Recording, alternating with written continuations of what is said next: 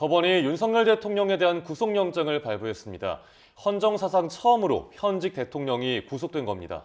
공수처는 절차대로 수사에 임하겠다고 밝혔고 윤 대통령 측은 반헌법, 반법치주의라며 강하게 반발했습니다. 고위공직자 범죄수사처에 나가 있는 취재기자 연결합니다. 이경국 기자. 네, 공수처에 나와 있습니다. 네, 먼저 법원이 윤 대통령에 대해서 구속영장을 발부한 사유부터 자세히 전해주시죠. 네, 오늘 새벽 3시쯤입니다. 윤석열 대통령에 대한 구속영장이 전격 발부가 됐습니다. 피의자 신문이 끝난 게 어제 오후 6시 50분쯤이니까요. 8시간여 만에 결과가 나온 겁니다. 서울 서부지법 차은경 부장판사는 영장을 발부하면서 피의자인 윤 대통령이 증거를 없앨 우려가 있다고 판시했습니다. 윤 대통령이 휴대전화를 교체하고 텔레그램을 탈퇴한 점, 또 현직 대통령으로서의 영향력을 활용할 가능성 등을 고려한 것으로 보입니다. 또 내란 우두머리라는 윤 대통령 혐의의 중대성도 함께 고려했을 것으로 판단이 됩니다. 윤 대통령이 수사기관 출석 요구에 잇따라 불응하고 조사에도 비협조적인 모습을 보인 점 역시 영향을 줬을 가능성이 있습니다. 네, 구속영장이 발부된 뒤에 공수처와 윤 대통령 측이 각각 입장을 밝혔다고요?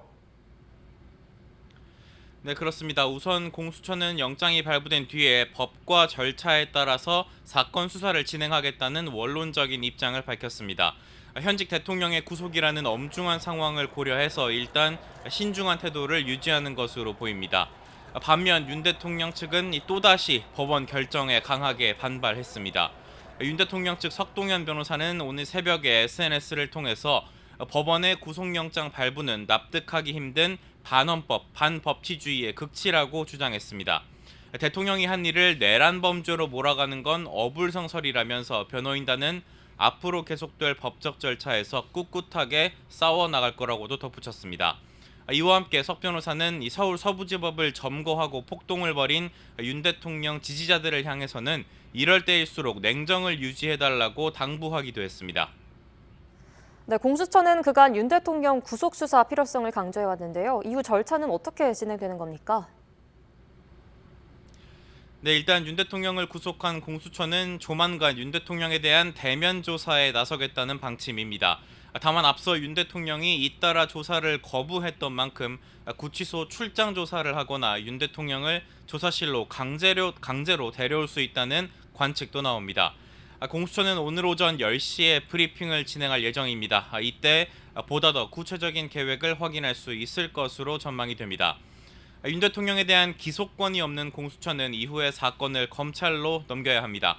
앞서 양측이 20일인 구속기간을 열흘씩 쓰기로 협의를 했던 만큼 공수처는 오는 24일쯤에 사건을 검찰로 보낼 것으로 전망이 됩니다. 이후에 검찰은 보강수사를 거친 뒤 다음 달 4일이나 5일을 전후해서 윤 대통령을 구속 상태로 재판에 넘길 것으로 보입니다. 다만 윤 대통령이 구속의 부당성을 주장하면서 구속 적부심을 청구한다면 시기가 뒤로 밀릴 가능성도 있습니다. 지금까지 공수처에서 전해드렸습니다.